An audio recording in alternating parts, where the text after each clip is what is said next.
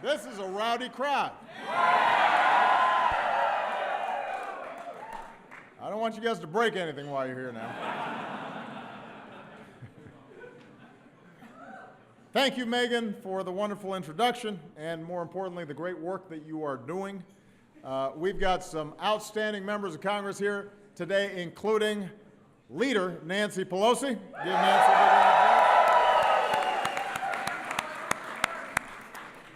I want to thank all of you, advocates, organizers, friends, families, for being here today. You know, over the years, we've gathered to celebrate Pride Month, and I've told you that I'm so hopeful about what we can accomplish. I've told you that the civil rights of LGBT Americans is... Yeah, hold on a second. Okay, you know what? No. No. Hey. Yeah, listen, you're in my house.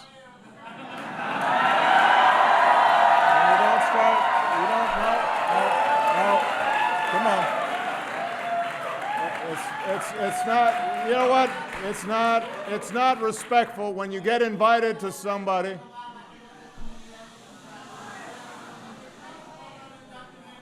You're not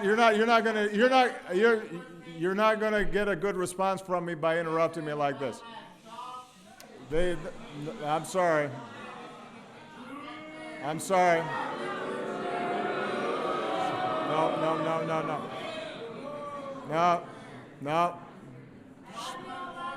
No. Shame on you.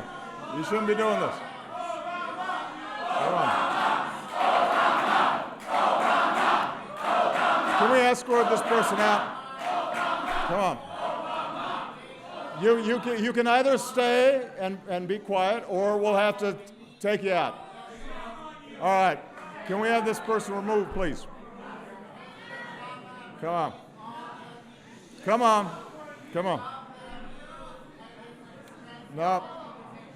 No. Come on. Come on, guys. I'm just going to wait until we get this done.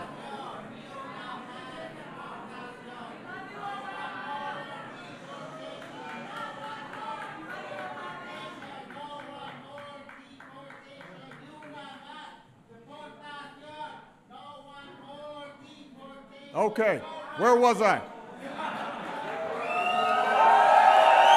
So, as a general rule, I am just fine with a few hecklers,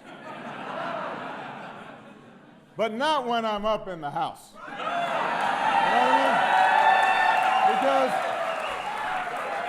you know, my attitude is if you're eating the hors d'oeuvres, you know what I'm saying? Okay.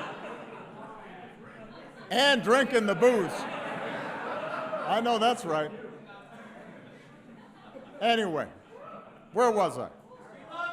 I love you back. I know that. So, the civil rights of LGBT Americans, this is an issue whose time has come. And we've got a lot to celebrate because of your hard work. And there are people here who've been working these issues for decades. And so, you know, this is something where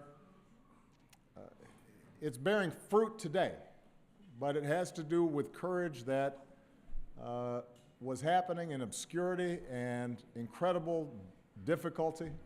And, you know, I am so honored to be a part of seeing all that hard work pay off. A lot of what we've accomplished over these last 6.5 years has been because of you. Because the groundwork that you and so many of you laid before, from sophisticated national campaigns to small, quiet acts of defiance, together we've been able to do more to protect the rights of lesbian, gay, bisexual, and transgender Americans than at any time in our history.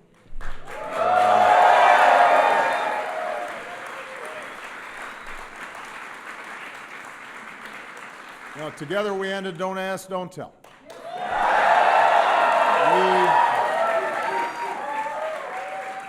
We passed a historic hate crimes bill named in part after Matthew Shepard. We lifted the HIV entry ban, and this summer we're going to be updating our national HIV/AIDS strategy, which will focus on eliminating disparities that gay and bisexual men and transgender women face. We strengthened the Violence Against Women Act to protect LGBT victims. Hospitals that accept Medicare and Medicaid are now required to treat LGBT patients the same as everybody else. The pillar of the so-called Defense of Marriage Act was struck down by the Supreme Court as unconstitutional.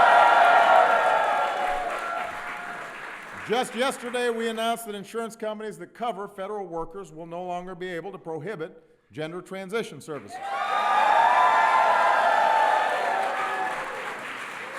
And of course, we're now awaiting the Supreme Court's ruling on whether same-sex couples nationwide have the equal right to marry.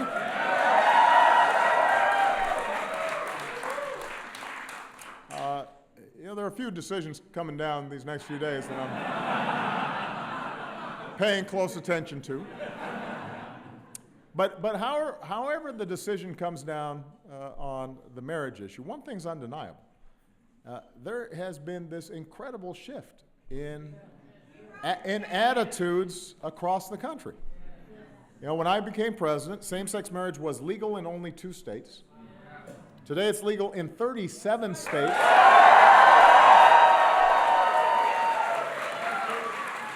And the District of Columbia. A decade ago, politicians ran against LGBT rights. Today, they're running towards them. Right? Because they've learned what the rest of the country knows. That marriage equality is about our civil rights and our firm belief that every citizen should be treated equally under the law.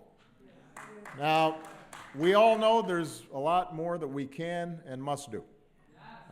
In 2015, at a time when we have laws that say Americans can't be fired for the color of their skin or their religion or if they have a disability, it is wrong that hardworking Americans still live in fear of being fired simply because of who they are or who they love. That's why I've repeatedly called on Congress to pass the Employment Non-Discrimination Act, which would explicitly prohibit discrimination against LGBT workers. And that's why we've got to keep the pressure on until they do it. In the meantime, we're doing what we can to protect workers. Last year, my administration prohibited discrimination on the basis of sexual orientation and gender identity by federal contractors for federal employees. And that's protecting an estimated 1.5 million Americans. I support efforts to ban conversion therapy for minors. It has no basis in science.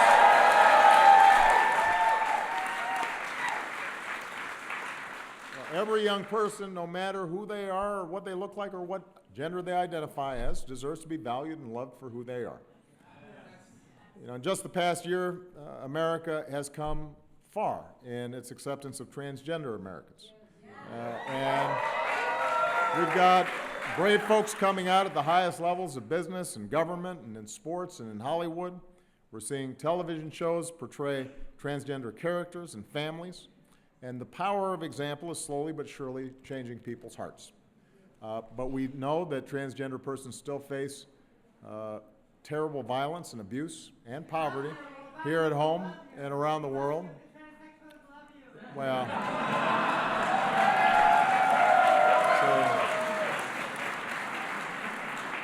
that's the kind of heckling I can always accept.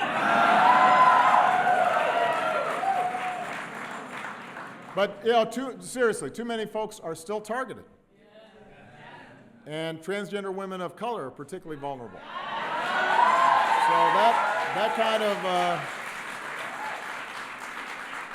that kind of ugliness simply doesn't belong in America. That's not who we are. And, you know, the truth is that courage comes in a lot of forms. There's courage in the moment of danger, the kind our troops show in battle. There's the courage of resilience and perseverance, what we see in our brave wounded warriors. There's moral courage of the sort we saw in Dr. Martin Luther King Jr. and Harvey Milk, who fight for their ideals. And then there's the kind of courage it takes to be true to yourself, even if society doesn't always accept or understand you. And nobody's got a monopoly on that kind of courage. It can come from all walks of life. And to a young boy or girl out there struggling with their own identity, the folks in this room are heroes, have shown extraordinary courage. Not only are you helping others find the strength to be true to who they are, you're helping America be true to who we are as a nation. And that's ultimately what this Pride Month is all about.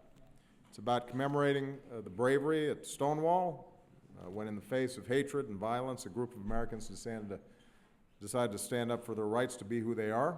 It's about celebrating the extraordinary progress we've made in making sure that LGBT Americans can enjoy their rights to pursue life, liberty, and happiness.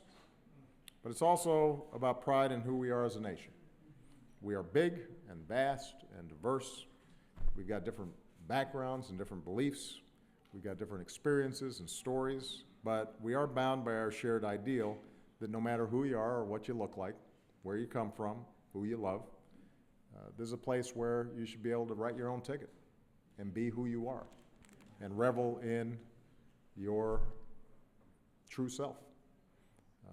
We're people who believe enough in America's promise to make it real for everybody.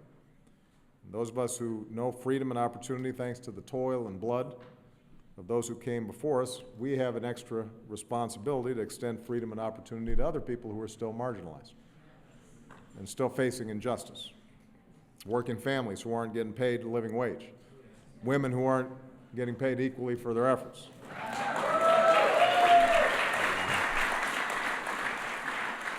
Immigrants who deserve to have a pathway to be able to get right with the law.